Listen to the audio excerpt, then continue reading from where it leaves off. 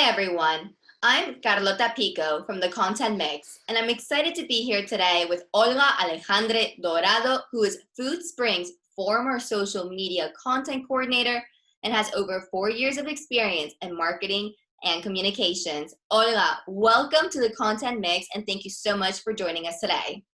Hi, Carlota. Thank you so much. I'm super excited for this interview. So let's go with it. Wonderful. So let's just jump straight into the interview then. Olga, could you tell me a little bit about your background, your experience, and where you are today? Of course. Well, first of all, I studied public relationships and advertising, and started working in Madrid, in Spain, as a community manager, social media manager, and like a lot of things, because at first when you start these kind of things, you do like everything, no? And I started at Gym Pass, which is a brand that is focused on gyms across Europe. Mm-hmm. And I started with the Spanish market, but we also developed strategies for Italy, for Germany, and then we opened more countries. Afterwards, I found Foodspring, of course, and decided to move to Berlin to live there because they have their company there. And I joined as community manager at first, community manager in Spain. So we started building the brand, starting with the social media, Facebook, Instagram. And afterwards, I started developing. So I changed from community manager to social media manager, which was more kind of related to content, no? In terms of creating the content for those brands, analyzing what worked, what didn't, etc. And afterwards, I was moved to be like the coordinator of the content on all platforms, social media platforms like Instagram, TikTok, LinkedIn, Facebook, of all markets in Europe. So we had like 6 markets, which is like Germany, France, Italy, Spain, Netherlands, and UK, which started afterwards. And yeah, from there we developed like a huge strategy of content, which afterwards changed into coronavirus content that we will talk about it afterwards. Mm-hmm. And nowadays I decided to move back to Spain because I missed it after 2 years in Berlin, and I started founding my channel, my YouTube channel, and creating content on my own. Awesome. Well, what an exciting background. And yes, I agree with you. Spain is fantastic. I'm from Madrid myself, so I do. The sun. Yeah, the sun, the people, the lifestyle. I mean, I am biased, of course. Yeah, I know. Berlin is awesome, I have to say it. But it's true, you always miss like the family, sun. Yeah, I mean, home is home, but Berlin is an awesome city. It's one of my favorite Yeah, cities in Europe. it So is. let's talk a little bit about Foodspring. Foodspring is a premium fitness food, which is a semi-crowded space. What actions did you take across your social media networks to attract a larger audience to your brand, considering that the product is a product that is constantly advertised to different publics in different ways? Yeah, of course. Well, first of all, we started with something that I think it's crucial, which is like knowing your audience in social media, which is of course totally different to the audience that could be like on the ground, no? So the ones, because our target is mainly online. Of course, we don't have like a shop in Spain or a shop in Italy where people can buy. So everything needs to go online, and the communication of the product and the ingredients, characteristics, etc., is very different to the one that could be from a B2B company. That's why we first of all did a lot of interviews with a lot of people from our social media channels. We did a lot of email marketing, started knowing our audience. We also made a lot of calls with the people to kind of understand which kind of needs did they have, which kind of products did they like, and of course which kind of communication did they needed, no? Because with these products that are like food, that it involves like the thing about the physics and like the physical appearance, it's very complicated. So you need to understand how to communicate it, and what to tell the people. So after that, it's true that we did like a kind of, we had like a content that was spread between countries. So I was social media manager in Spain, and our content was totally different to the one that we were doing on France, on Italy, or Germany, because of course they're different countries. But it's true that afterwards, when you want to go like a little bit up to a larger audience, as you say, we started also growing as a brand. So you need to kind of merge that, but you don't need to forget that the countries are different.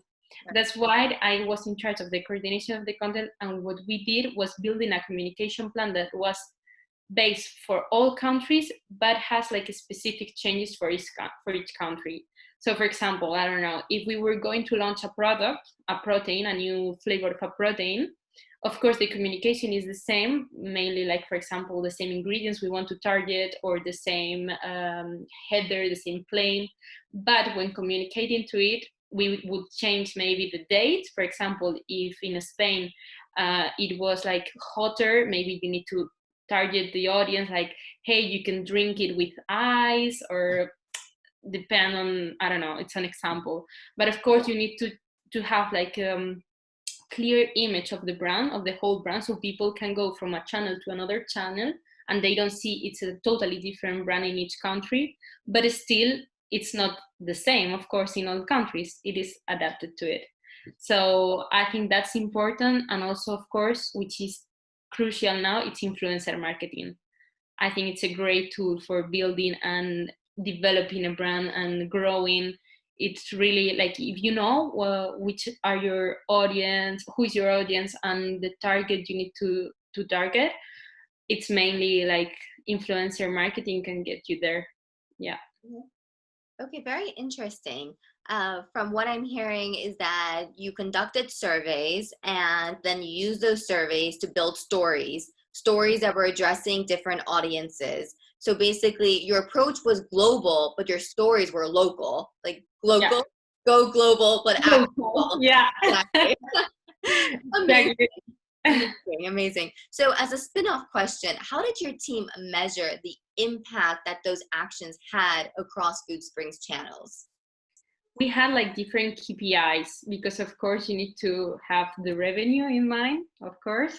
But it's true, when being on marketing and social media, you cannot measure everything by revenue, because of course it was very difficult. For example, from the influencer marketing campaigns we were doing, it was very difficult to measure that on like just revenue or coupons or things like that. That's why we decided also to have like some KPIs, like for example, the number of followers in our social media, number of impressions in stories, or number of swipe ups in stories, because that also gives you the idea how much people is interested in the content you're communicating.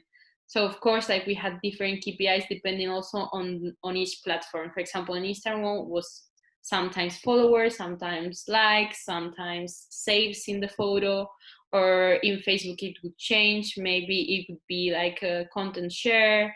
Then on TikTok, we just started on TikTok back, but you can see maybe followers also, or I don't know, like creation of new content from new audiences. So of course you have to have like the typical KPIs.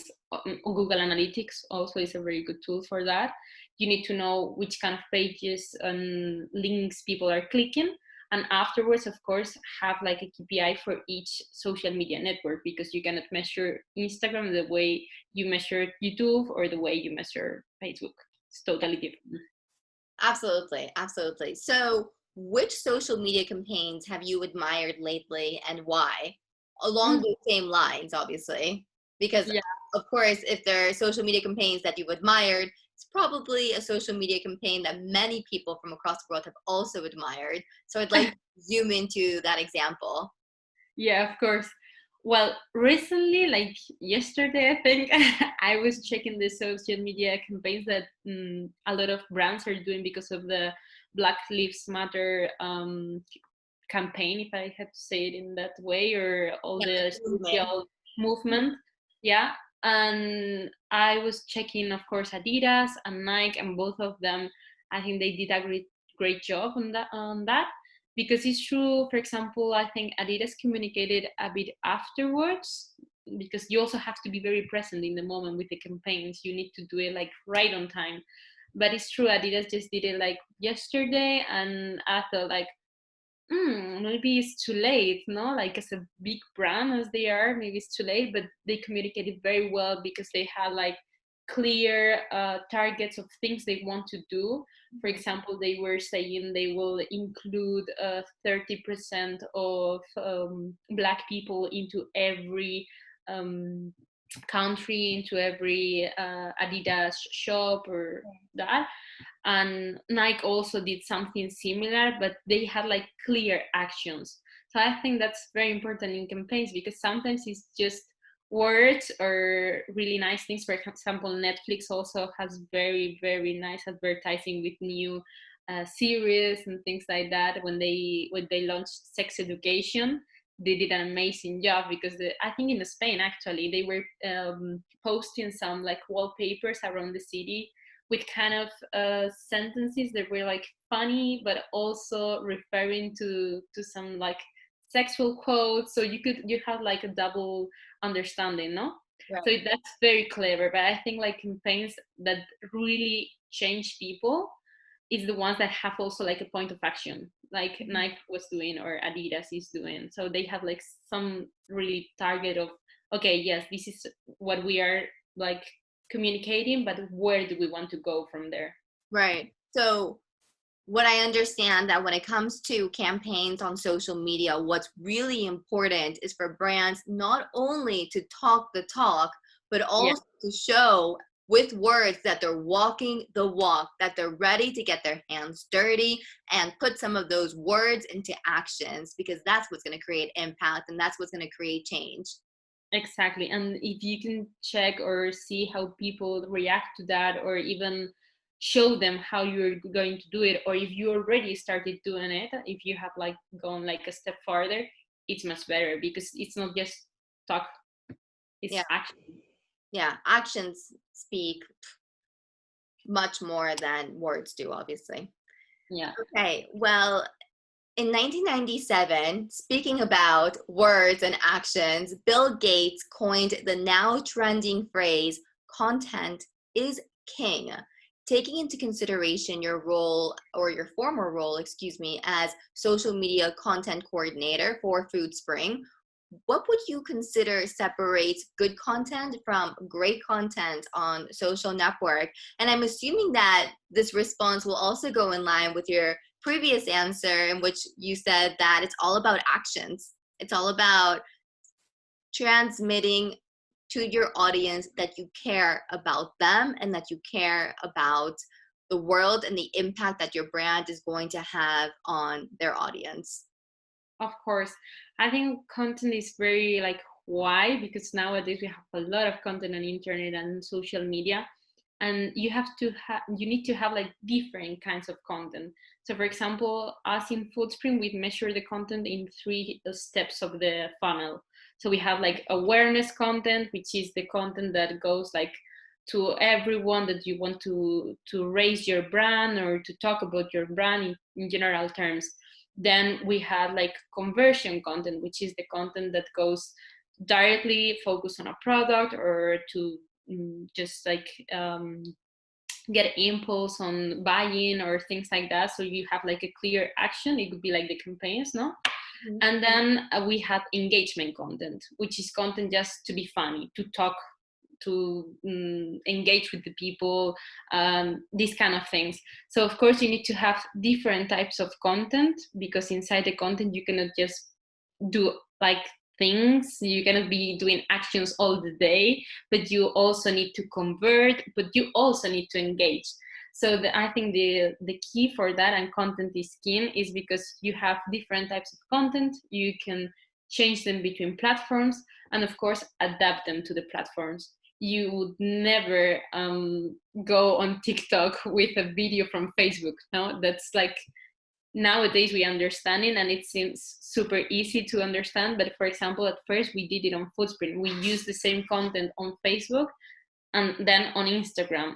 And then we check that it doesn't make sense, because it can work. Some content, it can work. But at the end, it's not like what people are looking on Instagram. It's not what they are looking for on Facebook. So of course you need to adapt the content to each channel and have different types of content that the audience can relate to. Right. And by content, you're referring obviously to written content, but also images and videos, of course. All kind of content. You need to have everything, kind of everything. If it's like a video, perfect. Also like a photo, stop motion. Now it's getting into it. Everything, and you have to be really present. Of course, you also need to have the moment content, not like the things about, for example, Oreo when they did like this castle with the Game of Thrones. Have Yeah. you seen it? Yeah. That was clever, very clever. Then all the brands did it again, yeah, tried to do it in their own ways. But you need to be very, very present in the moment, because if something comes, or like a social movement with Black Lives Matter, you need to respond to that, because people will be demanding it. It's like the trend.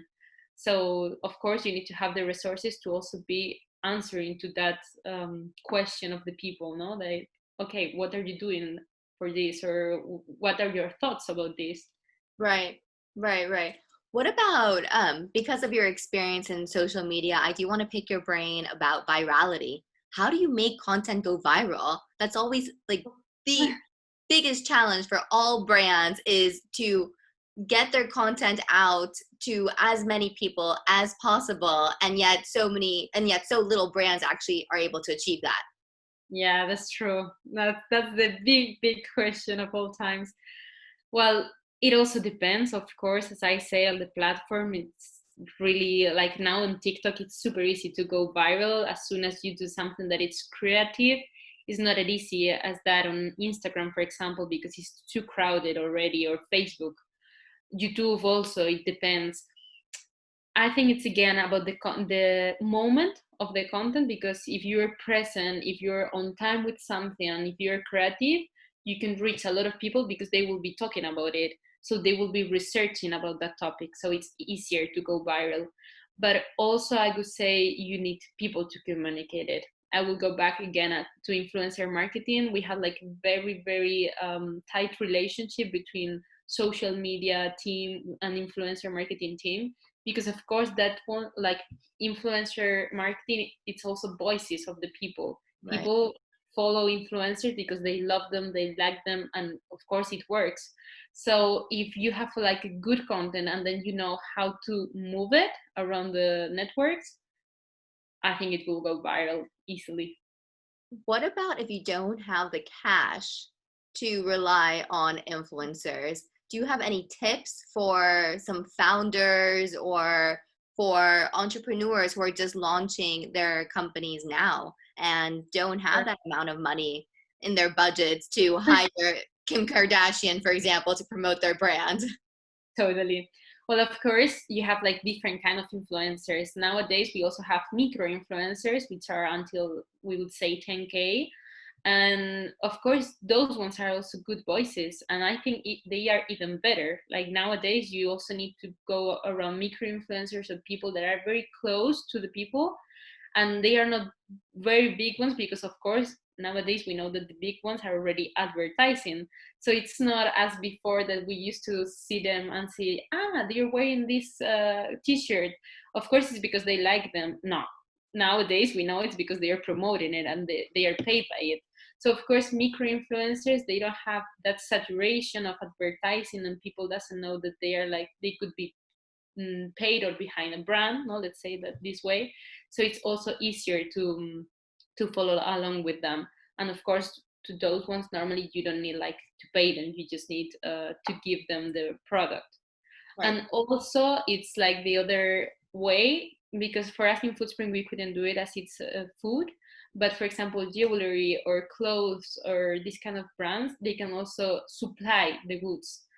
Then you don't have like an agreement, because let's say it this way, if you pay them, you have like a kind of contract, so they will need to do, I don't know, 2 stories per month or 2 posts per month.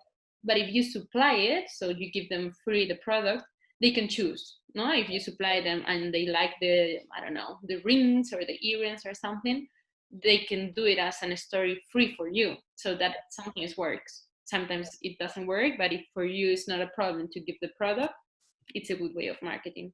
Right, absolutely. I actually used to work in the Maldives, and I was invited to one of the luxury resorts that the Maldives is home to. And one of the reasons that I was invited there is not because I'm an influencer, because I am not an influencer. I don't have that type of traffic, but I was creating a marketing piece about ultra luxury resorts in the Maldives. And as part of their marketing strategy was in fact to invite influencers who had over 100,000 followers to the resort, and it was a freebie. At the end of the day, it was a barter. Come to the Maldives, I'll pay for everything. I'll expense your trip and I'll invite you to my ultra luxury resort, and in exchange post photos and videos and content across your social media networks. And But they agreed that it was one of the best strategies in terms of engagement with the resort itself. effectively, yeah, because it's also very natural. It's not like a big influencer. It's someone that is going there as a normal person that a lot of people can relate to because it's like me, you know. So it's easier also for the advertising to get into the target. Yeah. Yeah, definitely. Okay, so let's talk about coronavirus, the big Oh. C word, COVID-19. Yeah. The economic consequences of the coronavirus pandemic have heavily hit our industry, the marketing and advertising budgets of companies across the world. What major lessons have you learned about marketing during this time, and what do you think the future of social networks will look like? Okay, really interesting question actually. It's true that at first, when we started with the coronavirus, just in February, we started checking what was going on, started adapting some kind of communication on the platforms, or of course the shipping communication, these kind of things. But right after like 2 weeks or 3 weeks, that was like hitting Italy and Spain. Of course, we decided we needed to change totally the content because it wasn't making sense not to post about food when people is of course dying in Italy or dying in Spain and afterwards in all the parts of the world. It's difficult in that moment because you need to assess like all the strategies. We also have like a lot of campaigns planned for summer and for spring also, and we need to stop it all. And I think that's the key of all the things, also of the content and also of the future. You have to be willing to do sacrifices in the marketing industry. And in our own experience, I think we did it great because we were there like super fast. We changed all the communication plan that we had. So we started from zero, from scratch. We just went into a room and say, okay, this is happening in Italy and Spain. Let's do a specific plan of communication for Italy and Spain and a totally different kind of content. We weren't posting about products. We were just posting, for example, things that you can do at home to be, I don't know, relax or go more into meditation, into yoga, or into exercises. Afterwards, that people were going into training at home, then we moved there. But of course, you need to stop, assess what is happening, and then adapt. And from that plan, then we build the one for Germany because they enter afterwards, and then the one for UK, and then develop it. So I think coronavirus has teach us that, of course, nowadays marketing is super important. If you aren't online, you aren't anywhere because something like this can happen. And we only had like marketing social media platforms. People were chatting through WhatsApp or seeing their families through WhatsApp, through Instagram, because you couldn't see each other. So I think it's really important to have like of course a brand that is online, because I also realized that there are a lot of brands that they still don't have like a proper website or a proper social media platform. And I know it's very difficult. I know some people wouldn't be willing to have like a marketing department. But I mean, the world is the world. We are changing, and of course, we need to be present and we need to be focused on the moment. So I would say to take that as something for the future. If something comes, take it, learn from it. Don't try to say, okay, maybe it will pass, because if it's going there, it's like TikTok. No, a lot of people were also, and a lot of brands would say, I don't know how to start on TikTok. It's a lot of work and other social media platform to invest. But I mean, that's how it is. Like all the business are evolving, and we need to do it as well. Yeah. So embrace changes and run with them Yeah, totally. And fast. as fast as you can go in a Yeah, smart way, of course. of course, of course. Okay, well, we are moving into the rapid fire part of our interview, which will be a set of questions, recommendations that you give to our audience. The first question will be your favorite app at the moment. I would say TikTok. Okay. Why? um, at first, because I was like kind of a skeptic on it, and I was like, oh, I don't know, to try it, to not try it.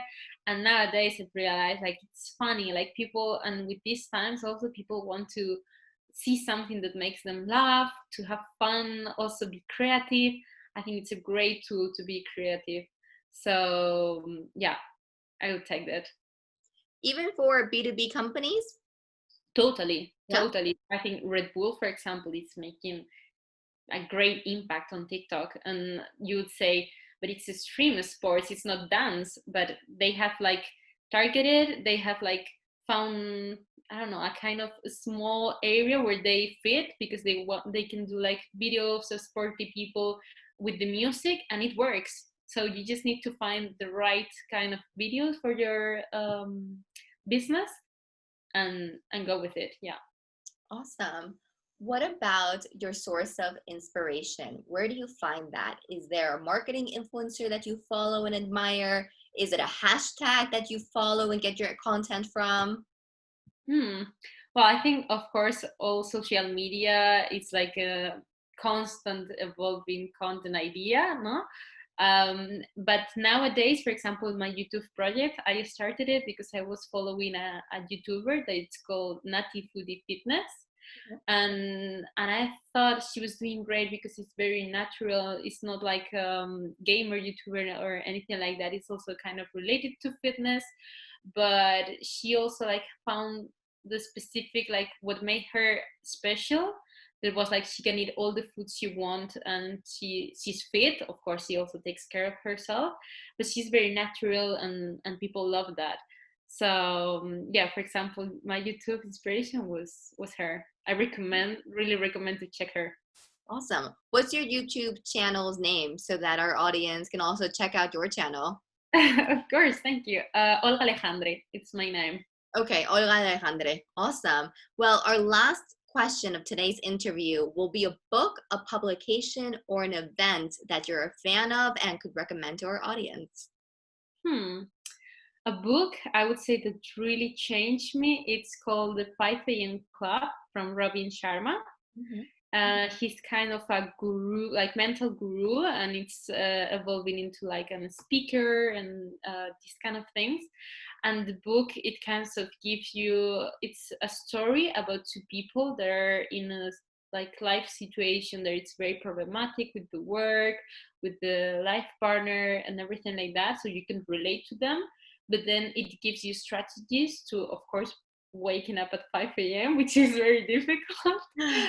But then also to be present in the moment, to understand people needs, that also like being around people is the most important thing, understanding that. And yeah, I think it really gives you a lot of life lessons that we could use.